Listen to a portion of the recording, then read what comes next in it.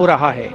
हिमालय और सियाचिन के उच्च दुर्गम पर्वतों पर ये मूक योद्धा हमारे योद्धाओं के साथ कंधे से कंधा मिलाकर काम करते हैं। वसुधैव कुटुंबकम की भावना को आत्मसात करते हिमालयी क्षेत्रों में तैनात हमारे विशेष सैनिक हिम योद्धाओं की इस टुकड़ी का नेतृत्व कर रही हैं कैप्टन हर्षिता यादव।